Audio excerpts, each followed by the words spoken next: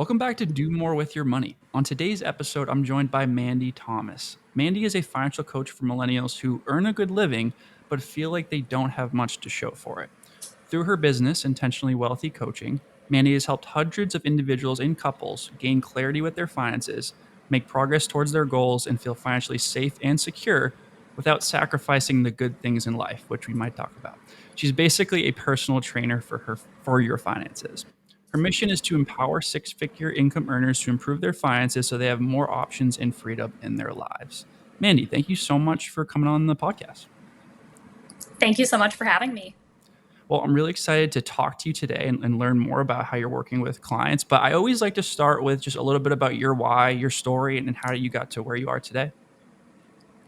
Absolutely. So this wasn't really the path that I had planned on taking, becoming a financial coach. But basically, I grew up in a low income household, and we also have a very genetic heart condition in our family. So my mom was constantly in and out of the hospital for some very serious heart surgery. She was gone to Vancouver for 6 months. We didn't have money to fly out there to Wow. see her. And my little brother has had a lot of heart surgeries as well. So growing up, that definitely affected things. There wasn't money for really any extras, but there also wasn't a lot of money for the things that we needed. So I didn't realize at the time that I had a lot of anxiety around money until I was in my 20s. But basically, just growing up, I want to learn everything possible about money so I can live very differently.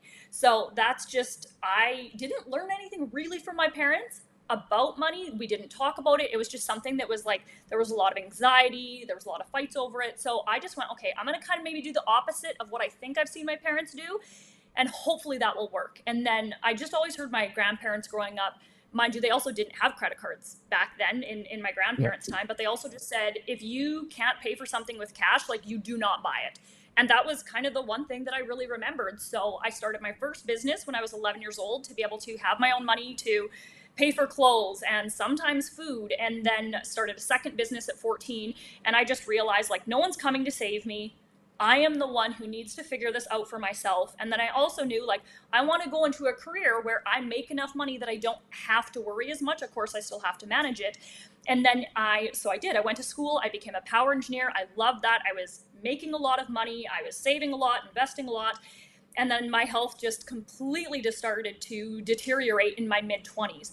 And a really big thing that I didn't realize until later was there was so much financial scarcity that I still had. Mind you, I also came out into the workforce in 2008. Not a good time for anyone. So I'm hearing, and I didn't understand much about the stock market back then, didn't really understand about recessions, except that it was really scary. So there was just so many kind of big traumatic events that happened that I was just so afraid of losing everything I had built up. So by the time I was 26, I had saved and invested 250,000. But and I didn't have any debt. I had never had credit card debt, but I was just afraid every single day of losing that, losing our house, not having food to eat. But I didn't really realize that was such a massive thing that was affecting my mental and my physical health until I started working with someone. And I finally felt safe to open up because I didn't want to talk to anyone about this, because I felt like growing up, it made sense I had anxiety about money because we didn't have anything. But then once I started managing it and I had some, then I'm like, well, the anxiety should be gone. I Mm. shouldn't be feeling this. So then I felt that shame, like I didn't deserve to feel this way. So I didn't want to tell anyone about it. And it was through that journey of really working through like a lot of those money traumas growing up and working through that I realized, like, holy cow, this is why I got so incredibly sick. What about the people who don't have the same money management skills that I do, who are in debt, who are really actually struggling versus a perceived struggle? And that's where I went, okay, I think I actually went through this whole journey for a much bigger reason. I want to coach people on the management of their cash flow, but I can also do it from a different standpoint.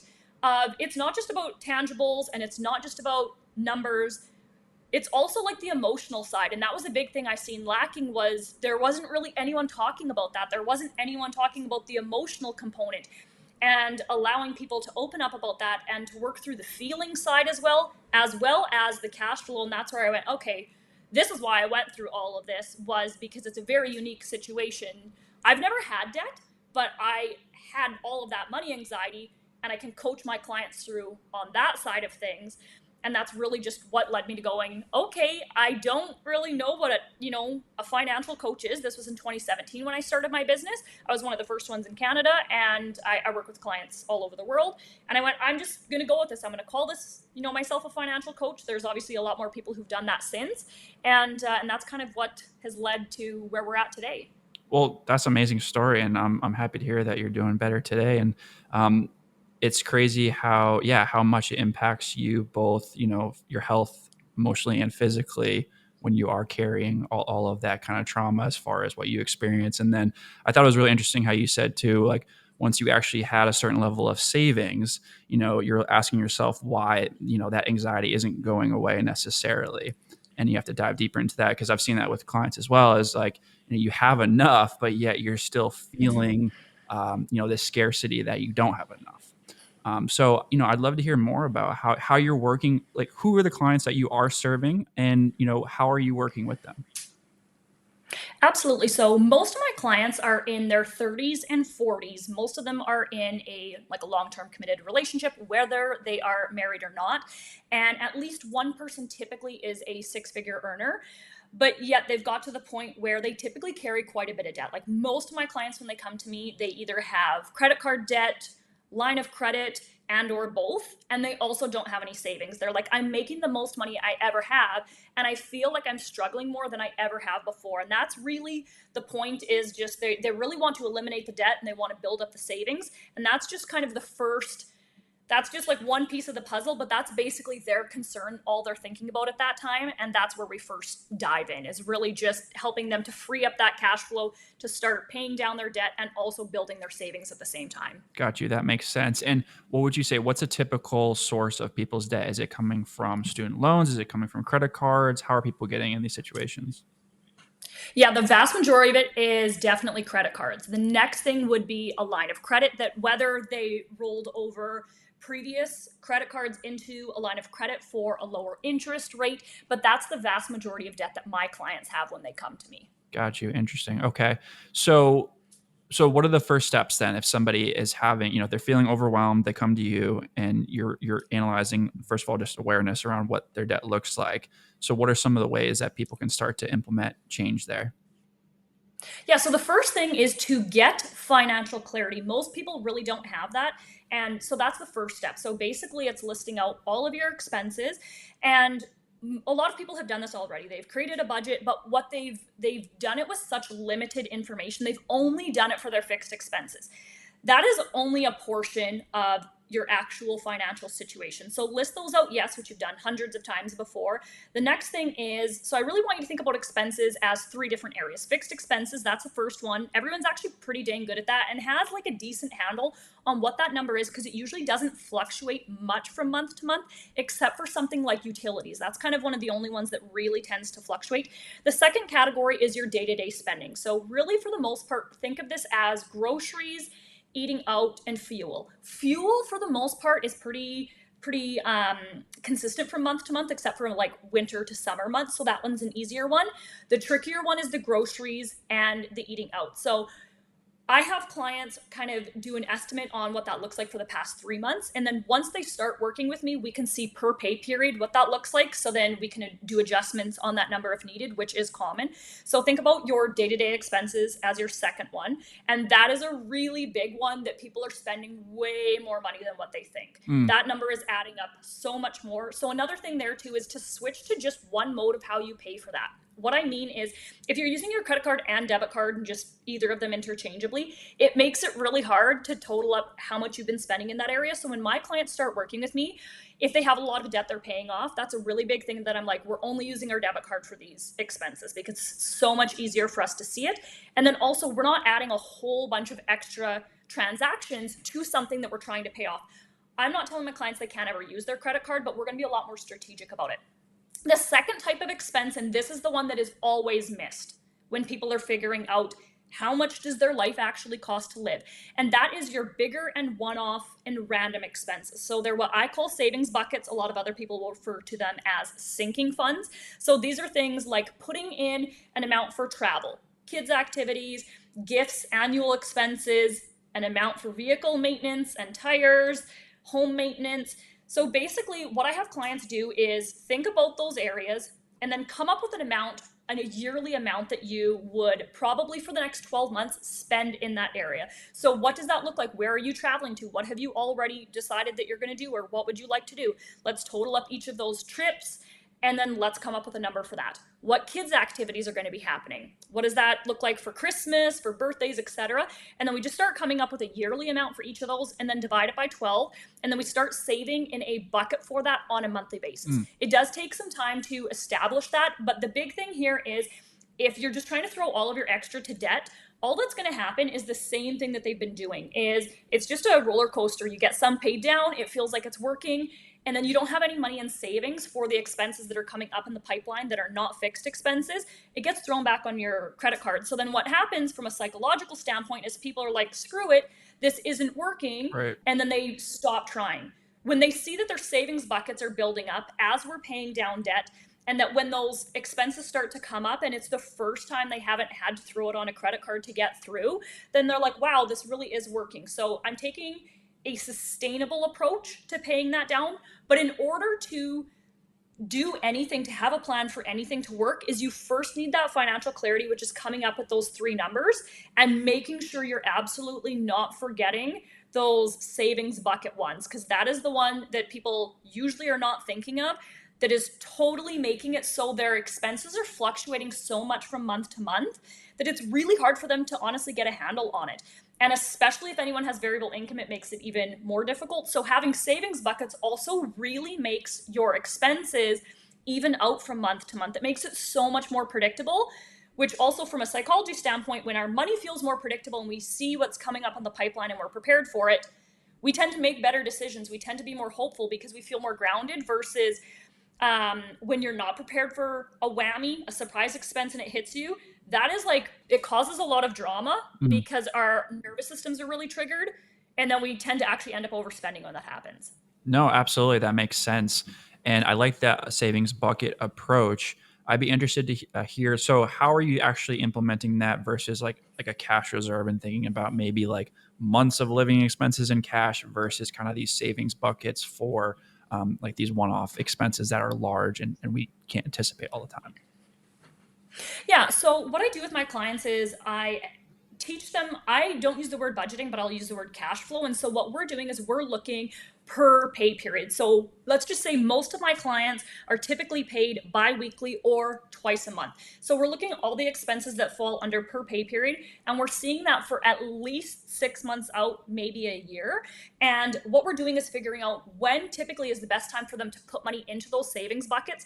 For the vast majority of people, their first half of the month is actually more expense heavy because of a mortgage or rent, unless they have that split up over two payments. So a lot of times what I will do to balance that out between their paychecks is we'll do the transfers to their savings buckets or their extra to debt or whatever that priority is in that second half of the month. So we're really looking at it from that Mm, standpoint of also taking into account how timing really affects things. When you just write a monthly budget, it's making it look like all of your money is deposited on right. one day and all the expenses come out at once, but they don't. So that's another thing too, is really looking at what comes out per paycheck really, and then seeing the times where you have kind of more cash flow available, and that's the really good time to put it towards savings buckets, debt, whatever that may look like. No, that's great to think about timing because, in my world of financial planning, cash flow isn't like the primary thing necessarily. Like it's more, we do look at it, but we don't necessarily think about the exact timing. And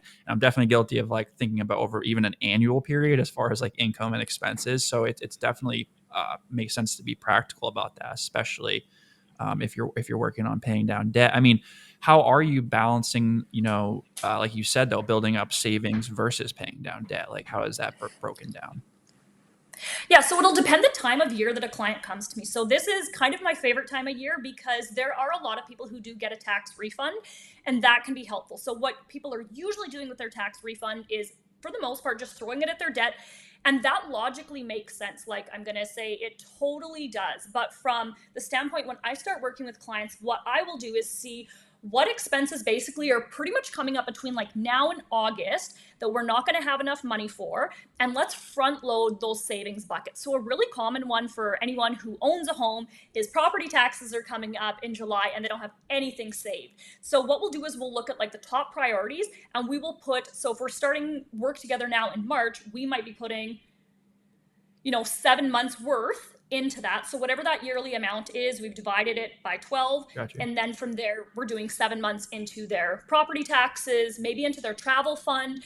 And so that's kind of kicking things off. So then the next month, now we are just doing their regular amount into their buckets. And then we're seeing, what is that number left now? Is that number 250? Is it 500? Is it more? And what can we put towards debt? So off the bat, it will feel like debt is being paid down slower.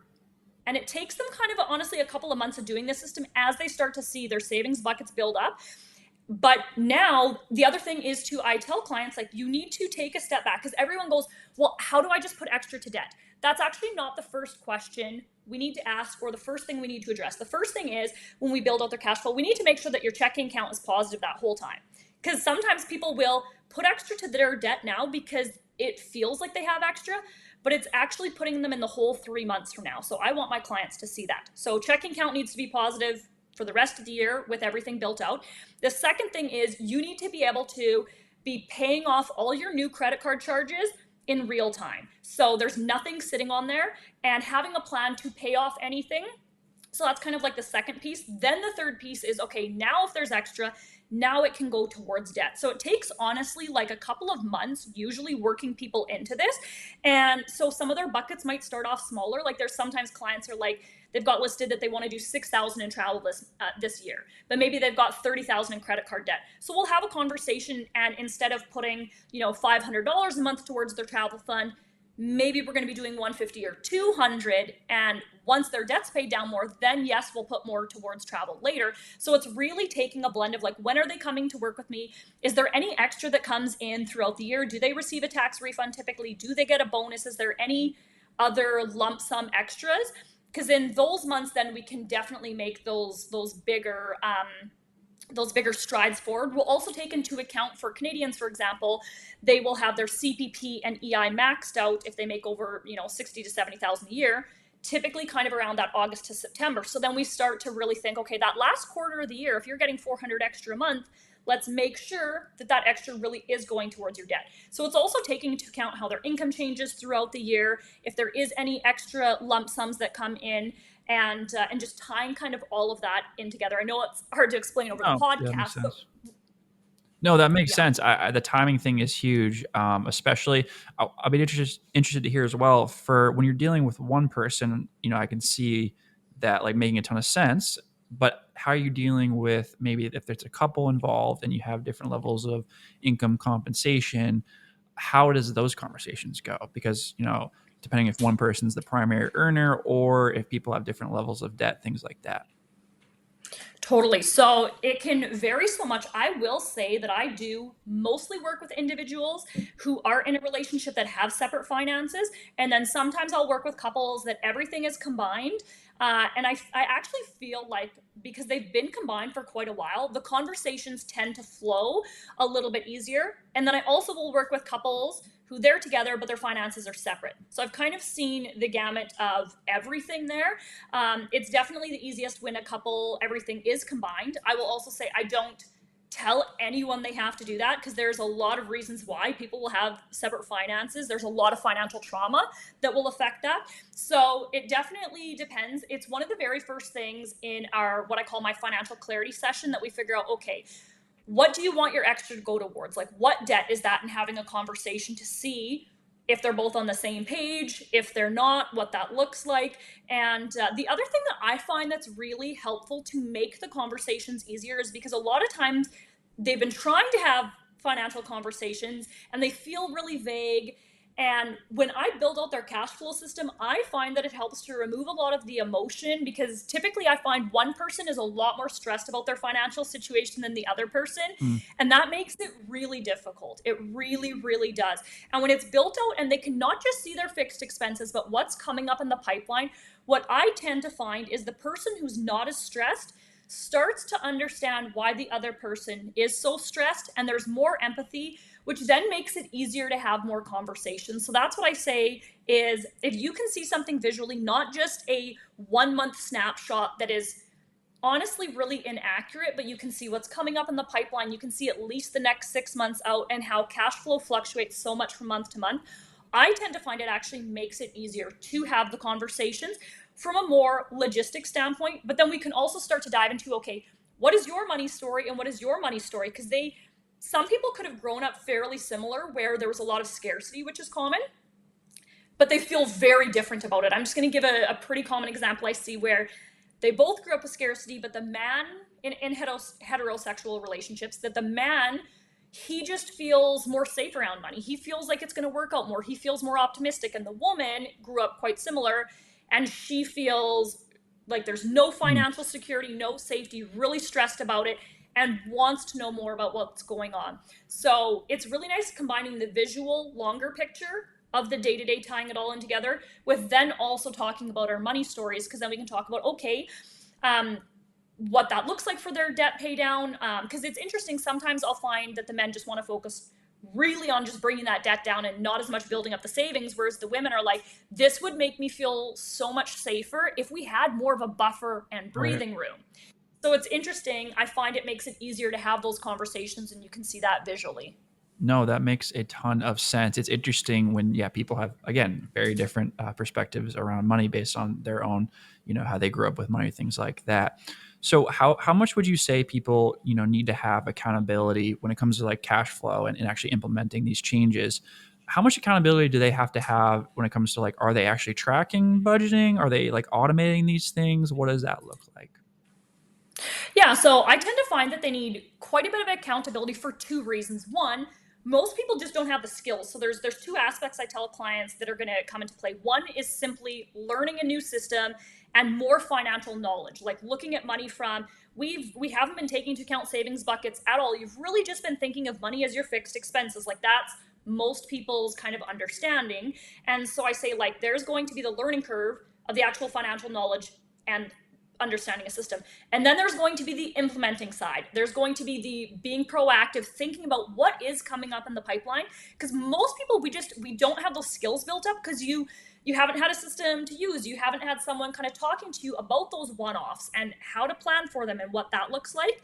And so that's where kind of the big piece there is really seeing it as those two pieces, and they need help learning, and then they need help implementing. Mhm. And I will say, like, over the long run, the hardest thing is just being consistent with the implementing, because things are, after the newness is wore off, it's going to then feel boring. It's not going to feel as exciting. And that's where I find people really need more of the accountability. The other thing is, depending on what season of life you're in, I find sometimes people actually don't, once they understand what they need to be doing and they see the system, there isn't as much accountability needed for the actual putting bigger chunks towards the debt to get it paid down, because most people are quite motivated to get it paid down because they're like, I'm paying 20% interest on this. I hate seeing that. And they're really motivated from like shame and guilt. And it's actually working for them. The momentum is helping them. What I find is really difficult is, and so I also talk to clients about this so they can understand how motivation levels and being consistent can really change once they've paid off that high interest debt. Now, when it comes to like building up an emergency fund, I find is actually by far the hardest goal for people, because it is boring. They don't see that they're saving a ton of money every month. They're also not making a whole bunch of interest off of it, because that money should still be liquid. Mhm. So it feels super boring. That is really hard for people to actually build it up. Because I talk about, you have savings buckets that are separate because that money is going to be used. And your emergency fund is also totally different, because most people are just being told to build up an emergency fund, but they're using it for their savings buckets. So I talk about these are two different things. Mhm. And then the other thing is investments. Investments, once they're at the point of paying down debt and they're building up investments, I find that that's a little bit easier to be putting money towards it, especially once they start to see it growing, because it feels really good. But it's just so neutral, the feeling of their emergency fund. It's really hard. So it kind of depends as well as to like what is their specific focus, because certain things can be a lot easier and other things can be way harder and need a lot more accountability for. And one other thing, because you had mentioned about automating, which is great. I'm huge, anything that we can automate, great. So then it's less for you to think about. What I tend to find, and it makes sense because the vast majority of Americans and Canadians do not have enough saved for a $1,000 expense that pops up. So we really need to think about that. If someone doesn't have enough for that and that much will rock them, they actually usually can't just right out the gate automate everything we want them to, because they're too close to either overdrafting their checking account, or if they're keeping their checking account in a good standpoint, it's also because they're putting a lot of stuff floating it on their credit card. Hmm. So what I talk to clients about is there's going to be a lot more manual stuff happening in the beginning, because they aren't at that point yet to automate. But I tell them, what are we working towards, and really outlining it so they know that. So like the ultimate goal is to have all of your savings buckets automated. So like my savings buckets, I do kind of half on the 2nd of the month and half on the 16th of the month, because I pay myself for my business on the 1st and the 15th. So those are all automated. I never do them. I just use them basically as I'm needing to, but I'm not doing those transfers. So that's something we're working towards. Also, money going towards your investments, money going towards your emergency fund. I also, right off the bat, will have clients who do have credit card debt automate your minimum payment for a little bit more, so you never ever miss that payment. So that's one more. The other thing is, let's say they have like Netflix and some subscriptions on their credit card. I have my clients automate those, so those are also, they're clearing in real time a lot faster. So if they have Netflix come off on the 14th of the month, sometimes I'll have them set up a recurring transfer on the 12th of the month, so it just clears that much quicker. So we'll start automating basically the little things that we can, building up to the other Hmm. ones. And even for savings buckets, we might just start automating one, because especially if someone has ever overdrafted their checking account, or they lived like that for a while, no matter how much money they made, it can actually feel really scary when someone talks about automating, because they're so scared that's going to happen. So what I'll say, once they're at that point that things are getting, that foundation is a lot stronger, I'll say, well, let's just automate one. Let's automate your travel fund, or let's automate your smallest bucket. And you can build up that trust in yourself that you are being more responsible with your money. So I know that was long and winded No, to I like that a answer the lot. That question you'd makes sense. asked. I like the idea of starting small and building up the automation over time when you actually have the cash flow to do so. Which kind of segues into my next thought slash question is you mentioned seasons of life. And I'd love to hear about, are there seasons in life where it's okay to, I guess, live beyond our means, or maybe not meet kind of our savings goals? And then on that same thought, like, is there a time where maybe we just need to make more money and our income just isn't large enough? I absolutely love this question. So that's something I'll also talk to clients about, is what season of life are you in? And usually when I ask that question, people are like, I don't know what you mean. So of course I'll share some context. So one example is if clients are going on mat leave, that's actually usually a time when I don't really like working with people, because their income is so limited. There's very specific situations that I will work with them, especially if maybe they're at the end of it. But that's where I tell clients, you are not going, if you had debt previous to going on mat leave, during mat leave, you are not going to be putting extra on your debt. You aren't. You do not have the income to do that. There's very, very few people that are able to do that. So I think even just saying that out loud for them to understand, what we are trying to do here is either to just maintain, you might be doing some buckets, you might be doing no buckets, and that's okay. So we'll just kind of see where do they fall. Are they doing some buckets? Are they not? They're probably just doing a little bit to their debt but no extra. And I tell them that, so then that guilt and shame can drop. Like, your income is significantly less, so that is definitely a time. And then I'll say, like, hey, when you're getting back to work, it might take you a couple of paychecks to get that your account back up, and then we're going to slowly start implementing that system. So I have a client that had worked with me on mat leave, and then it took her about a year afterwards actually to start being able to put down extra towards debt. She was doing buckets, she needed to build other things up. So that is one time frame where, like, you're really honestly just trying to get through. And what I tell clients is, because there are some situations where people will actually be going further into debt. Maybe they got pregnant sooner than they thought, they didn't have as much of a nest egg, etc. In that case, I tell them, I still want you to really watch the numbers and be implementing, which I will also say is the hardest time. When cash Right. flow is, there's more going out, less coming in. That's usually when people really want to avoid their money. It's easy to look at it when you're making big progress, when all your savings buckets are being filled, debt's being paid down. It's easy to show up. So first I explain that emotionally, that it is going to be harder during this time to look at things and to see where you're at. But also I want you to understand, if you're not to look at it right now because it's uncomfortable, you will come out with much more debt than if you'd worked on the emotional side and focused on just keeping things tight and trying to maintain as Mhm. much as possible. And I tell them, like, okay, that could be a $15,000 difference if you choose not to look at your money, or even more. And then the next thing I'll say is, okay, so when you're in any kind of season of life, whether it's mat leave, whether there's a career change, whether someone's kind of in between jobs, you've had another kid, or kids are even just starting activities, or you're adding on daycare, anything like that, is to have something that will help you on the emotional side. So when you're feeling really triggered and things don't feel good, you don't avoid, because that's the biggest thing that's happening. It's the Right. most common money behavior is avoidance. Something that I really love is tapping, emotional freedom technique, EFT. Is that something that you've heard of before? No. What is that? Okay, so that was something on my journey of overcoming that really extreme money anxiety I had that was really helpful. And I like it because a lot of things nowadays, when you hear like money mindset, to me, some of them are kind of a little bit toxic positivity, where it's like, just manifest, just think for things to be positive. And I think that definitely we need to work on our mindsets, but we also need a tool that helps us to work through that. Like, we actually are struggling, or we actually don't feel fantastic about money. So what I love about tapping is there's kind of two pieces involved. So what you do is there's 8 different points that help to calm your nervous system. So you kind of start here, and like you go through a sequence. I tell my clients when they're brand new to it, I just tell them only to just tap on their collarbone, because if it seems simple, they'll just get started with it. Mm. And there's basically 2 pieces involved. The first piece, I tell my clients, pretend that you're having a conversation with me and I'm just holding a safe space and you're telling me about all the feelings you have. So someone might be going through and saying, like, oh my gosh, like, I've got way more going out right now than coming in. I feel anxious. I feel so stressed about my money. I'm hardly able to sleep at night. It doesn't feel good. I don't know when this is going to end. My debt's building up. My savings are dwindling. It feels like crap. I want them basically to brain dump. Mm. I want them to just say what is actually going through your head, the anxieties, the worries, the fears. You don't need to get too technical about it, because that's where people will say, like, I don't know what to say. And I'm like, say what is literally Right. coming up in your head that you've never put a voice to. Then you're going to start to say more kind of like neutral statements of like, I just want to feel grounded with my money. I just want to feel calm. I just want to feel okay. And then shifting into, how do you want to feel?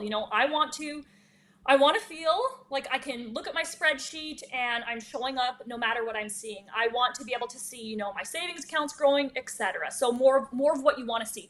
What I tend to find, and especially with women, is when you feel heard and understood in your struggles, we tend to sit in them less. We tend to dwell on them less. We tend to feel less stuck, because the more that you kind of tap through it, the more that your body starts to feel calmer, the more that you start doing the things that are uncomfortable, looking at the numbers when they don't feel great, having those harder conversations around money, seeing what it is that you can do right now to improve things.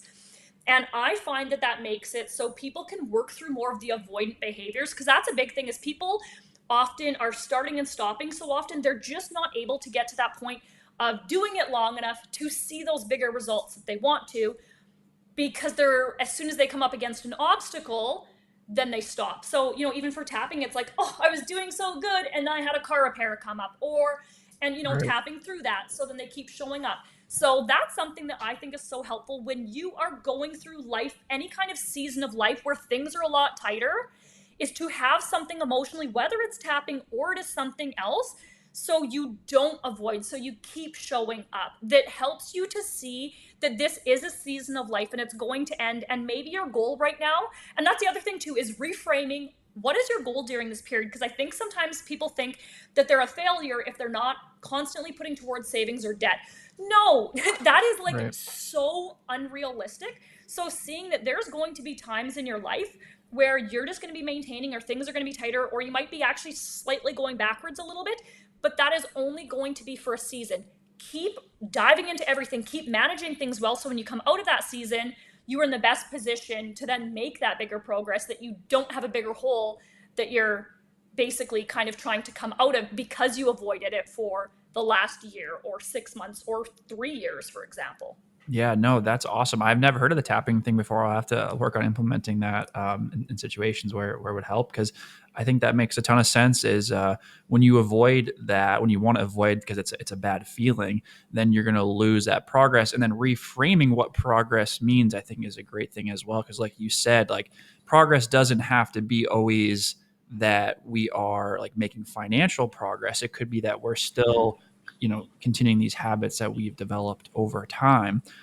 So I love that a lot. And I did want to like circle back to the question I had though about, so it's great. Again, we understand like there are going to be seasons of life where maybe it's not realistic that we're going to be able to continue making progress and that we're going to keep making good habits and decisions. Is there a time and situation where like we just, unfortunately, like, cost of living is increasing, inflation, it's unfortunate what the wage earners having to deal with. Is there a time where like we have to just figure out how to increase our income? And I mean, it's easier said than done, but I'd love to hear what your thoughts are. Absolutely. And this is a conversation I've been having way more over this past year, and I will moving forward, than I did when I started, for example, in 2017. Because inflation, this is the new price that things are now. And if people felt like if people had debt prior to 2019, for example, then that's also a really good indication that things were tougher back then for their income, that they are so stretched thin now. The other thing is, for anyone, Canada also, like, I work with Canadians, I work with Americans, and then people in other countries. There's also the difference there, for example, for my Canadian clients where their mortgages, because in Canada you only have your mortgage rate for 5 years. Wow. And so now things have come up, which I think we should have the American system, because that would make the economy so much more stable. So that's what's happening for a lot of my clients in this past year, is they were Mhm. on variable and maybe they were at 2%. So they were living their life as if the next 20 years, Oh man. that's how much they were going to pay on their home. Well, now it's at 4.5 or 5%. So some people, I've had clients that came to me that their mortgage was $1,200 more So real quick in. question on that for you. So it adjusts every 5 years, and it's not a private mortgage rate. It's dictated by, like, how does that work? So it depends. Basically, here we've got two different ways. You can have a variable interest rate or a fixed. But because a lot of times it costs a little bit more to have a fix, like the interest rate was higher. Hmm. So a lot of people, and because interest rates were low there for a while, a lot of mortgage brokers and different people felt very good about people having a variable mortgage rate. And then what started to happen was, throughout the pandemic and interest rates rising, people were thinking that they were going to go down, so they didn't want to lock in. So then what happened was, basically they're at the highest. So a lot of people now are kind of waiting for them to drop, but they need to realize, like, we were at a historically, statistically low time that was not going to play out for the rest of your mortgage. So that's something where that is a big thing for my Canadian clients Yeah. right now, and had a huge effect on them. But going back to the original question that you had asked, is I'm going to use the example of a salary of 70,000. A lot of people will be like, I make good money, because they're thinking just of their round gross yearly income. When I work with clients, I literally don't even ask, like, what do you, I do on one spot, and that's the only spot, and it's, what is your yearly gross income? Everything else is, what is your take home pay? That is what I care about, because Yeah. that is what you have to work with for cash flow. So that's kind of a big thing I'll help clients to see, is stop thinking about what is your gross yearly income, and let's look at what actually hits your bank account, and what is actually the life that you're living. And unfortunately, a lot of people didn't have that financial clarity of all those one-offs and bigger expenses, and how much that added up for their total spending, that they really honestly have been living a life that is more than what their income provides. And now it's just, so a lot of people think that it's inflation causing the problem now, and I do want to say that it's inflation isn't what is, like, bursting it. It's the last thing that's going to make it kind of explode a little bit. But people didn't have that clarity previous, that there was a lot of living outside of our means prior, honestly, to 2020. And another thing too is that lifestyle inflation, a lot of people just really get used to that, and it is really hard, honestly, for people to make the big changes that they need to cut back. And you can only cut back so much. That Yeah. really, the bigger conversation now is increasing your skills, learning how to negotiate, whether that is applying for new jobs in your field. And I understand that change is scary, and I completely get that. But there's a lot of people where they're at now that they truly need to make 10 and 20 plus thousand Yeah. more a year, or at least one person in the couple, based on the life that they're living, where their mortgage is at now, where rent is at. And that is really the conversation that people, the big conversation I wish that was happening more often than just how do you reduce your expenses? We can only do that so much. We truly need, and the other thing is it's so much more empowering when you can fully encompass everything that you need to. So that's where I'll tell clients, like, okay, so this is the numbers of where you're at right now. They can see plus or minus at the end of the month. And then I like to do a duplicate of that and add in, okay, we need to put more towards your investments to retire. We need to put amount towards emergency fund. And now what is that number? So really helping them to see, like, what truly is it that you need to be able to live every single month? What does that look like a year? And then Right. kind of working backwards as to, this would be an amazing goal. And one thing that I think I really want to say when we're having this conversation about increasing income, because it is very difficult to do overnight. I understand that it isn't just boom, something you can do right away. So I'm very aware. But what I want people to do is to take a step back in this conversation we're having and really see, really think about this over the next few years. Really think about your life in bigger chunks, and how, okay, so there's a lot of stuff you can do working with a career coach, learning how to write a better resume, learning how to do interview skills, and really being able to see that bigger picture and breaking down those elements. Because that's a big thing of why people don't increase their income, because it feels too overwhelming, and see, like, you don't need to do this today, Right. and it's probably not going to happen overnight. But what if you treated that, instead of getting a side hustle? That's the other thing. I don't want people going out and getting side hustles, because that's more hours. I want you just making more money at your 9 to 5 or your regular income. So why don't you treat, instead of getting a side hustle, the time that you would spend doing that, treat that on learning how to, on the career side, significantly increase your income. And that can be some of the best possible time you would spend over the next 6 months. You could be on a completely different trajectory. And I've had clients that have increased their income by 50%, and they had no idea how they were going to do that in the beginning. But we just kept Right. chunking it down and having them focus on one thing and then just keep building on it, so they could apply for and get higher paying jobs. Yeah, no, I love that so much. I mean, I think people are, like you said, afraid of change, and the unfortunate reality is, and the data shows this, like you have to change employers to get your market value, because it's pretty rare that you're going to get cost of living adjustments that are going to meet market. You might get a cost of living adjustment that'll match inflation, but you're still not making more in real dollars, and you're not going to get your market rate. So you have to be willing to have those tough conversations, learn how to negotiate, and look for new employment opportunities. Because if you can get that $10,000 raise, right, that's, maybe it's not $10,000 because of taxes, but maybe it's $7,000 right after taxes, and so that's like cutting back, 7,000 of expenses. So I definitely think about that with clients too. Is like, hey, listen, the expense side of the equation is finite, and the income side of the equation is unlimited. Um, and one thing I did like that you said too about like the side hustle and kind of like multiple streams of income, because I see that a lot on social media and stuff. And I guess, what is your take on increasing one source of income versus having multiple sources of income? Because there are all those things, like millionaires have X amount of income sources, right? Which could come from various things. But like, what do you see in practicality as far as people and income sources? Yeah, and this was something that I even did a podcast episode myself back in, I believe it was like around 2021, talking about side hustles, because it was also a different world.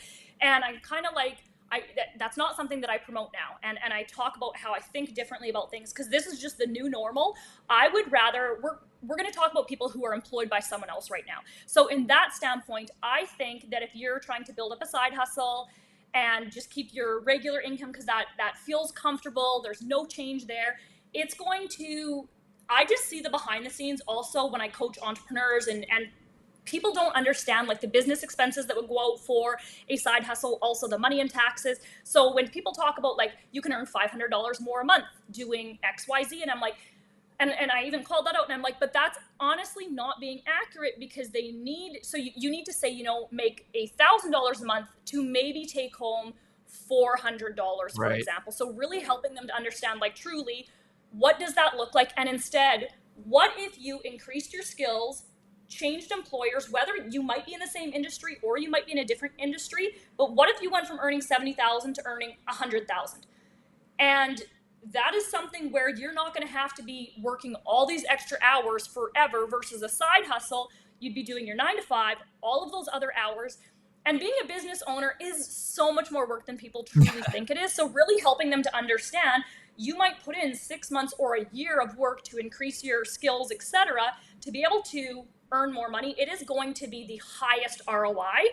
And then the other thing is you get that time to actually rest, to travel, to do all of those things that you want to do because you're only still working those 40 or so hours a week versus if you might be needing to work 70 hours a week to earn an extra $500 Right. on top of your 9 to 5, and really helping them to see that. So I used to talk about, a millionaire has 7 sources of income, and it's something actually that I call that out more so where I talk about I don't love that information anymore because basically we're telling people I think that that's great once people have a certain level of wealth built up that they can start to leverage more things. Right. But in the beginning, and where statistically most Canadians and Americans are at, I really think your focus should be on one thing, and that is increasing your 9 to 5 income or your entrepreneurial income. I think more so diversifying your income sources as an entrepreneur makes more sense. But that's a little bit different than someone who's a 9 to 5 starting a business just from scratch, etc. That I really think the big thing is increasing your main income source. So you start to have more of your actual true needs met and the money that you need to have coming in.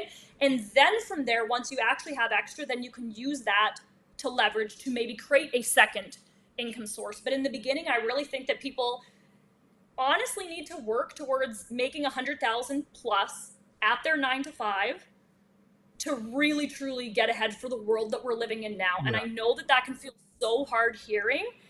And so if anyone who's listening right now that feels a little bit kind of like a big leap for you, take a breath, Tap. and think about it as, yeah, absolutely. You don't need to do this right now, but I think we need to have these harder conversations right now so people can start coming up with that plan.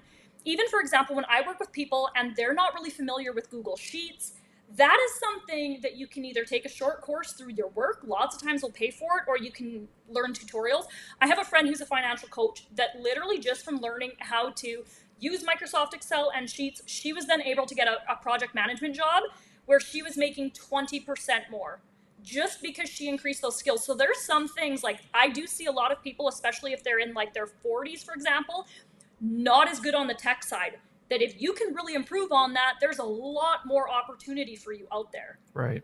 Right. No, that makes a ton of sense. Well, I love that because I always want to, like, it's great. Obviously, we want to develop good habits, but I like to reiterate sometimes that, like, yeah, the income side of the equation can really accelerate that process. Let me ask you kind of a couple send off questions here is, let's say someone's at a point now where they are kind of hitting milestones, they're making substantial progress, they are living below their means consistently.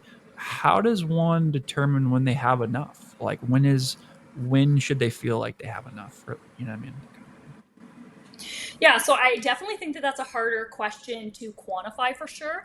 I think one of the things is, especially if your needs are being met, let's say that you're debt free, you've got money in savings, and you're pretty on track for retirement.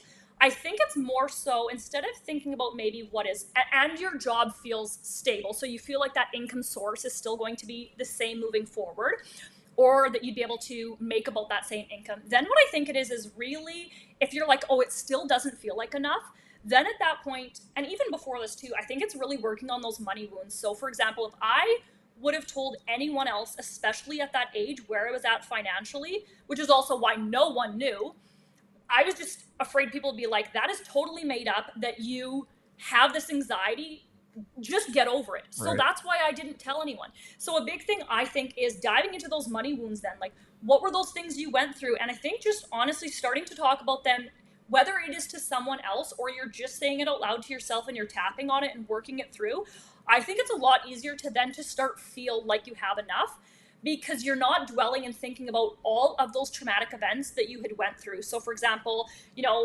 coming out into the workforce in 2008, 2015, the industry I was in also was going through their own recession. Growing up, my dad was a farmer and we had cattle. BSC was a thing. All of a sudden we couldn't sell. any of our cows. There wasn't that income coming in. So I needed to honestly work on all of those kind of traumas that I had went through that really impacted income, which then shifted things.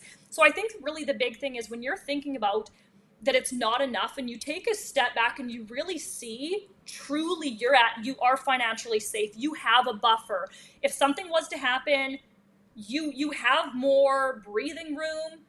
Everything is going pretty good. You're checking those things off. I think it's really diving in and healing those inner money wounds growing up of things like the traumas, and also just the way that you've seen your parents affected by money and how they reacted to things.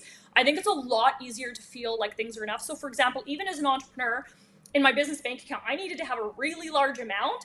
And the longer I went into the business, the larger that amount started to become for me to feel really safe, that I needed to take a step back and realize, okay, and I especially, this was going through COVID. Like I didn't know how my business was going to be affected. If it did really well, but it could have went the other way. So I needed to take that step back and really tangibly look at it and go, if I did not sign another client for an entire year, I still would not go into debt. And so really looking at things tangibly and going, and the other thing I think that's helpful too, that was helpful for me earlier on in my money anxiety, was going, okay, if this worst case scenario, this rabbit hole that you've went down, that you've made up in your head, if that happens, because I was going, we're going to what if we lose the house and I have nothing to eat? It's like, if we lost our house, we could move in with family members. True. Absolutely, someone would let us do that. If we had no food, I could go to the food bank. So I think also poking holes Mm. in your totally worst case scenario helps you to realize that the chances of that happening are very, very slim, and that there's definitely some resources that could help you during those times. That also started to help me to realize too, like, oh, okay, I am at the point where I have enough and I don't need to feel that anxiety. Like it isn't real, and just working through that tapping. And also the other thing is, it's the same thing too of like, you can't just tap once and boom, everything's going to be fixed. It's kind Right. of like we shower because we constantly get dirty. Like there's so much we've been through with money on the emotional side that truly we do need to do quite a bit on the emotional side to really notice like those big changes emotionally and how we feel, because scarcity runs very, very deep. Absolutely. Yeah. I think, I've been working on a little bit of meditation recently and just observing things that come to you. Right. So I think in the tapping situation, right, you're kind of just observing like the feelings and thoughts that are coming to Mhm. you, and it just, and it passes. Right. And then it becomes less over time, the more you don't avoid it. So I love that in general. Cool. So let me ask you, as I ask every podcast guest, one tip for doing more with your money. It doesn't have to be on the saving side of the equation. It could be on the spending side of the equation. If you had one tip for people that they can start implementing.